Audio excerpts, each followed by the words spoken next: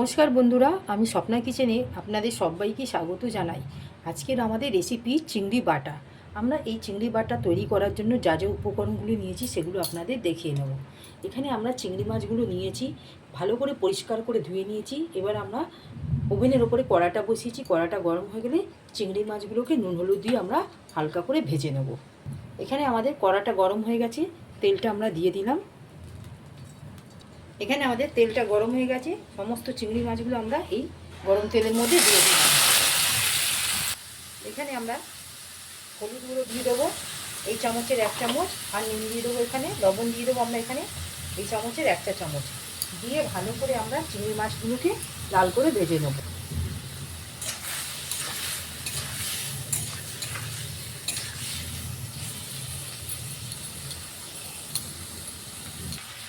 চিংড়ি মাছগুলো আমাদের দেখুন ঠিক লাল করে ভাজা হয়ে গেছে। ঠিক আমরা এখানে একটা পাত্রের মধ্যে তুলে নেব। চিংড়ি মাছটা আমরা একটা পাত্রের মধ্যে বার করে নিয়েছি। এবার আমরা এখানে সরষে তেলটা দিয়ে দেবো।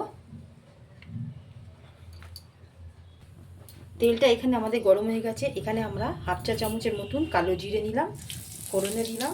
আর এখানে আমরা পেঁয়াজ আর রসুন আমরা ভালো করে পরিষ্কার করে ধুয়ে রেখেছি, সেটা আমরা দিয়ে দেবো। কালো জিরে ফোড়নটা পুড়ে গেছে। ঠিক এই স্টেজে আমরা এখানে শুকনো লঙ্কা একটা ছিঁড়ে দিয়ে দিলাম। এখানে কেটে রাখা পেঁয়াজ আর রসুনটা আমরা এই ফোড়নে দিয়ে দিলাম। এটাকে আমরা ঠিক লাল করে আমরা ভেজে নেব পেঁয়াজ রসুন। এখানে আমাদের পেঁয়াজ আর রসুনটা লাল হয়ে গেছে। ঠিক গ্যাসটা অফ করে আমরা একটা পাত্রের মধ্যে বার করে নেব। এটা আপনারা মিক্সার গ্রাইন্ডারে বা শিলেতে আপনারা বেটে নিতে পারেন। আমরা এখানে চিংড়ি মাছের সঙ্গে পেঁয়াজ রসুন আর শুকনো লঙ্কার ভাজাটা দিয়ে ভালো করে একটা স্মুথ পেস্ট করে নেব। এখানে দেখুন চিংড়িটা আমরা বেটে নিয়েছি। এর মধ্যে আমরা 1 চা চামচের মতন লবণ দিয়ে দেবো। এখানে আমরা 1 চা চামচের মতন লবণ দিলাম। আর এখানে পাতি লেবু হাফ নিয়েছি, সেটা আমরা রসটা নিংড়ে দিয়ে দেবো।